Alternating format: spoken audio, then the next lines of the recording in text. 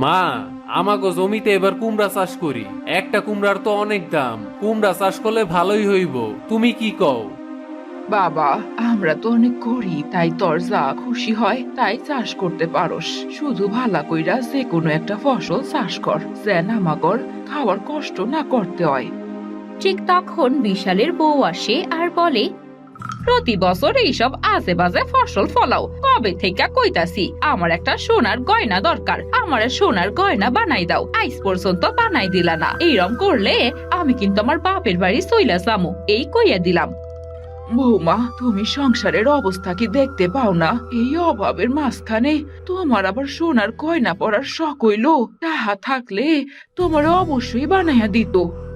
কবে থাইকা বলতাছি, আজ পর্যন্ত কোনো কিছুই বানাইয়া দিল না। যা ফসল চাষ করে তাতে আমাগর সারা বছর খাইতেই চইলা যায়, নিজের জন্য কিছুই থাহে না। তুমি চুপ করো।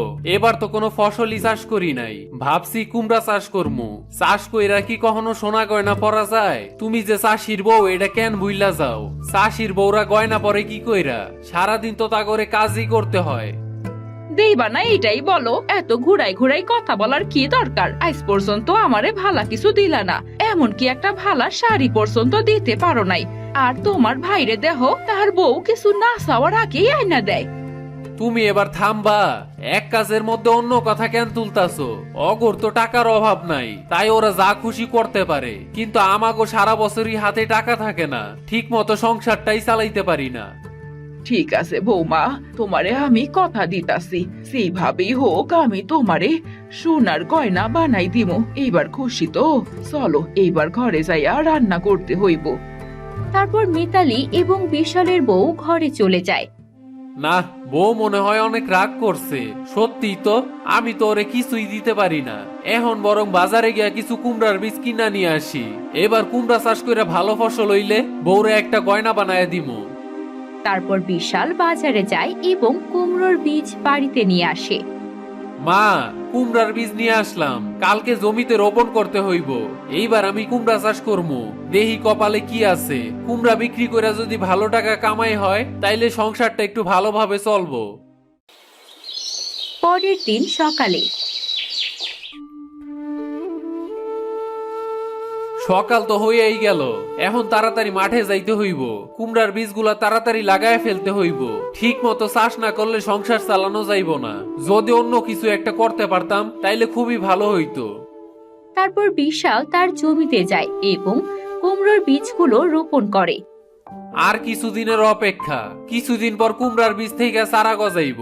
এখন যাই, একটু বাড়িতে যাই। বাড়িতে হাতের কিছু কাজ করতে হইব, তারপর আবার কুমড়া খেতে কাজ শুরু করতে হইব। তারপর বিশাল বাড়ি ফিরতে থাকে এবং বাড়ি ফেরার পথে তার এক ভিক্ষুকের সাথে দেখা হয়। বাবা, আমি 4 দিন ধরে না খেয়ে আছি। এখন আর খিদার জ্বালা সহ্য করতে পারতাছি না। আমার কিছু খাবার খাইতে দাও। আপনি আমার লগে আমার বাড়িতে চলেন। আমার হাতে এখন কোনো টাকা নাই, তাই আপনারে কিছু খাওয়াইতেও পারতাছি না। বাড়িতে চলেন, বাড়িতে যা আছে আপনারে তাই খাইতে দিমু। তারপর বিশাল ভিক্ষুকটিকে নিয়ে বাড়ি যায়। ভিক্ষুকটিকে বাইরে বসিয়ে বিশাল ঘরে গিয়ে তার বউকে বলে, বউ, ঘরে যা আছে তা দিয়া বাইরে এক ভিক্ষুক আসছে, উনারে খাইতে দাও। লোকটা 4 দিন ধরে না খেয়ে আছে। এখনো তো কিছুই রান্না করা হয় নাই, এখন শুধু ভাত হইছে। তরকারি রান্না কইরা পরে খাবার দিতেছি। তারপর বিশালের বউ তরকারি রান্না করে ভিক্ষুকের জন্য খাবার নিয়ে যায়। আপনি কিছু মনে করবেন না, আপনার খাবারটা নিয়ে আসতে অনেকক্ষণ সময় লাগলো, দয়া কইরা ক্ষমা করবেন। আমার অনেক খিদা পাইছে, এখন তাড়াতাড়ি আমারে খাইতে দাও। আমি আর খিদার জ্বালা সহ্য করতে পারতাছি না। আর কিছুক্ষণ না খায়া থাকলে আমি কথা কওয়ার শক্তিও হারায় ফেলবো। তারপর বিশালের বউ লোকটিকে খাবার দেয় এবং ভিক্ষুক তৃপ্তি সহকারে খাবার খায়। তোরা অনেক সুখে থাক, তোদের মন অনেক বড়। এখন তো মানুষ আমাগরে দেখতেই পারে না, আর সাহায্যের কথা তো চিন্তাও করে না।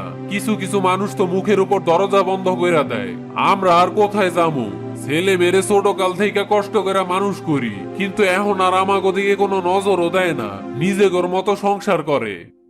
আপনি কিছু মনে করবেন না, ঘরে এই সামান্য খাবারই ছিল, তাই আপনারে বেশি কিছু দিতে পারি নাই।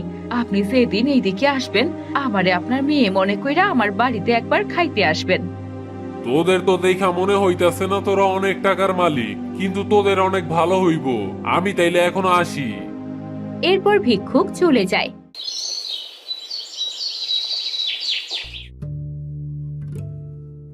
এদেরকে আমার যে কোনো একটা সাহায্য করতে হইব। আমি তো অনেক জাদু জানি, এদের যদি কিছু দিতে পারতাম তাইলে তো ভালোই হইতো। এরা আমার সাথে অনেক ভালো ব্যবহার করছে, আমি তো এভাবেই সকলের পরীক্ষা করি। কিছুদিন পর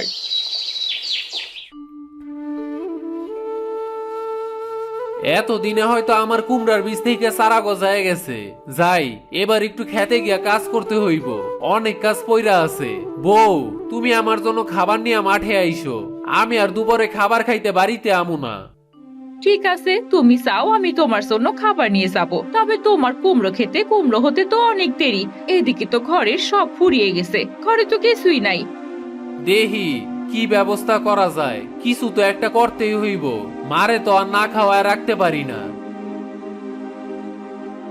এরপর বিশাল তার খেতে চলে যায় এবং গিয়ে দেখে তার কুমড়োর বীজ থেকে অনেক সুন্দর চারা গজিয়েছে। সে তার জমিতে কাজ করতে শুরু করে। তারপর দুপুরবেলা বিশালের বউ তার জন্য খাবার নিয়ে যায়।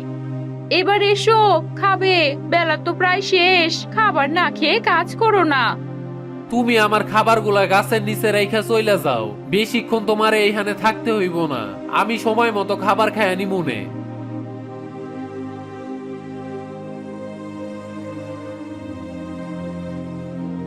তারপর বিশাল যখন তার জমিতে কাজ করছিল তখন সে ভিক্ষুক আবারও তার কাছে আসে।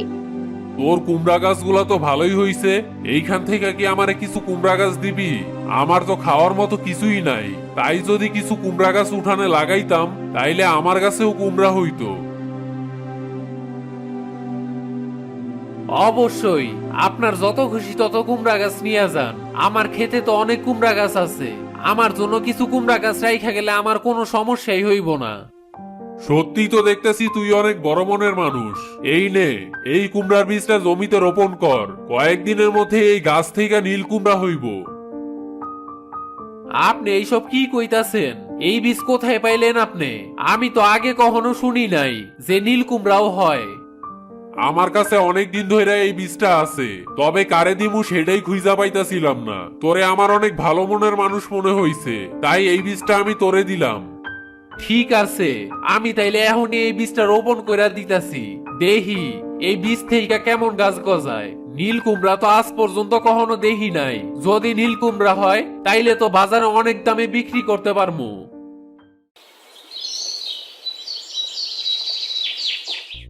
পরের দিন বিশাল তার জমিতে গিয়ে দেখে কুমড়োর বীজ থেকে গাছ গজিয়ে গেছে। এ কি, এই বীজ থেকে তো একদিনেই গাছ গজায় গেছে, আর গাছটাও দেখতে দেখতে বড় হয়ে যাইতাছে। এইসব কি হইতাছে? এইটা কি কইরা সম্ভব? এরপর দেখতে দেখতে কুমড়ো গাছটা অনেক বড় হয়ে যায় এবং নীল কুমড়ো ধরা শুরু করে। এখন এই কুমড়াগুলা বাজারে নিয়ে যাই, নিশ্চয়ই অনেক দামে বিক্রি করতে পারবো। এমন কুমড়া তো বাজারে কখনোই পাওয়া যাইব না, শুধুমাত্র আমার ক্ষেত ছাড়া। তারপর বিশাল তার ক্ষেত থেকে কিছু নীল কুমড়ো নিয়ে বাজারে যায়। বাজারের মানুষ অবাক হয়ে তার কাছ থেকে নীল কুমড়ো কিনে। আজকে অনেক ভালো টাকায় নীল কুমড়াটা বিক্রি হইল, এখন তো আর আমাকে না খায়া থাকতে হইব না। তবে ভিক্ষুকটারে আমারে খুঁজা বাইর করতে হইব, তার ঋণ আমি কখনোই শোধ করতে পারবো না। তবে তিনি যে কই থাকে সেটাও তো আমি জানি না।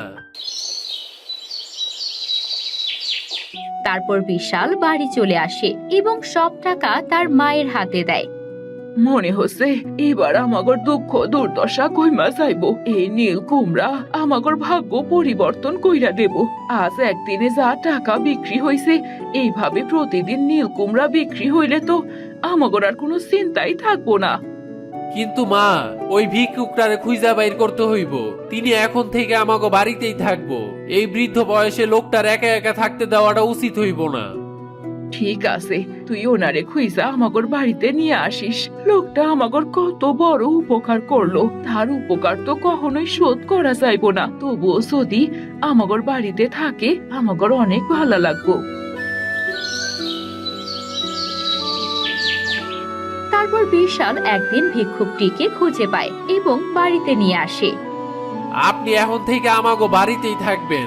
আপনি যে আমার কত বড় উপকার করছেন সেটা আমি বইলা বুঝাইতে পারবো না। আমাগো জীবনে তো দুঃখ দুর্দশা লাইগেই থাকতো, আজ আপনার জন্যই আমরা অনেক সুখে আছি।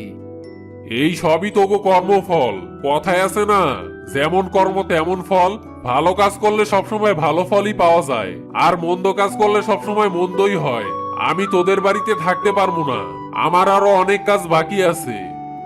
এই কথা বলে লোকটি চলে যায় এবং বিশাল নীল কুমড়ো বিক্রি করে অনেক বড় লোক হয়ে যায়। তো বন্ধুরা, আমাদের আজকের ভিডিওটি তোমাদের কেমন লাগলো সেটা অবশ্যই কমেন্ট করে জানিও। আর এরকম নতুন নতুন গল্প পেতে লাইক সাবস্ক্রাইব করতে ভুলো না। ধন্যবাদ।